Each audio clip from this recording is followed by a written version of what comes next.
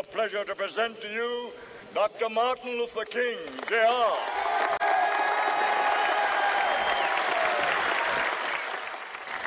So even though we face the difficulties of today and tomorrow, I still have a dream. It is a dream. Good afternoon. My name is Eric Pope. I represent the B.R.I.D.G.E organization here in Oklahoma City. I bring you greetings on the Martin Luther King's birthday. Today is our observance week here in Oklahoma City. We've been asked a question, how do I keep the dream alive and relevant here in Oklahoma City, from each one of our members. So as you have an opportunity to listen to this, consider in your own selves, how do you keep that dream alive and viable? Even when I think about that question, ask to myself, how do I do that? Each time Martin Luther King Observance Day comes around on this day, it gives me an opportunity to reflect on the lives that were given for us to have this same opportunity. The reality is alive even today as I stand here at Dell, at a Fortune 50 company, as an African-American employed and working here, even to have B.R.I.D.G.E as an opportunity to express our thoughts behind what's important to us as a people. Sit back, think about it, consider, what will you do to make a difference on today and in the lives of people and in the community? Heat of injustice, sweltering with the heat of oppression, will be transformed into an oasis of freedom and justice. I have a dream.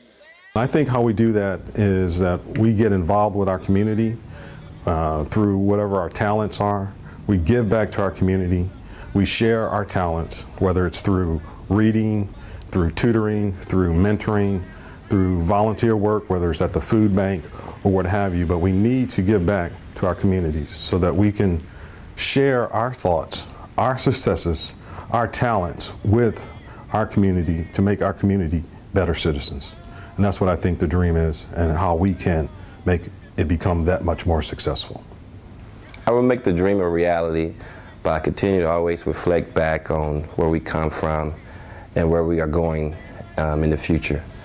I truly believe if we continue to be involved in our community and work through the youth, then the dream will come alive and stay alive. The way I'm going to make the dream a reality is by remembering my 84-year-old grandfather, who was only able to get an 8th grade education.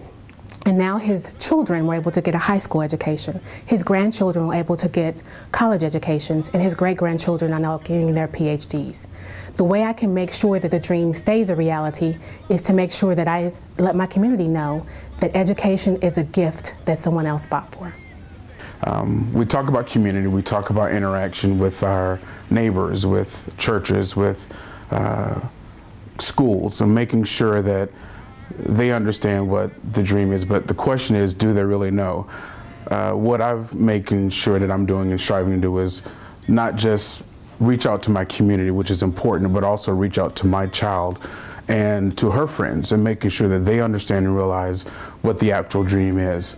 They're getting taught in school, they're understanding what's going on from a history standpoint, but how do they apply it themselves on an everyday basis? So what we do as a family is we go out in the community, we reach out to others that may not have what we have, and we understand, or try to make her understand that, that she is a person and they're people also.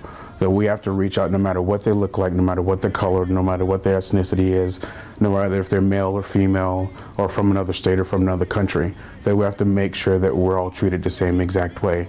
But realizing where she came from, that her parents and her grandparents had made tremendous sacrifices for her to have the privileges that she has now.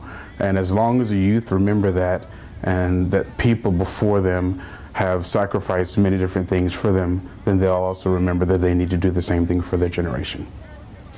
I would make the dream a reality by not losing out on an opportunity to continue the foundation that was built before me. So taking an opportunity to participate and get involved with our younger generation by setting an example and being a role model whenever possible.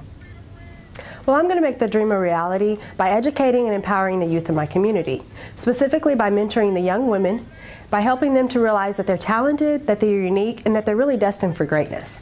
I do firmly believe that we stand on the shoulders of someone else. So I know that I didn't get here on my own. I'm committed then to making sure that I'm being the best that I can be and doing my part, and then also helping someone else to do the same.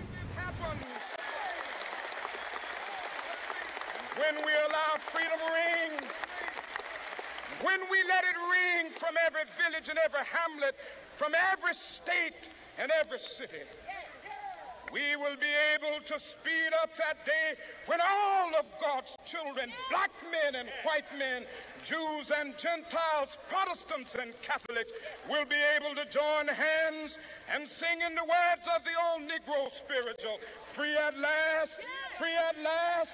Thank God Almighty, we are free at last.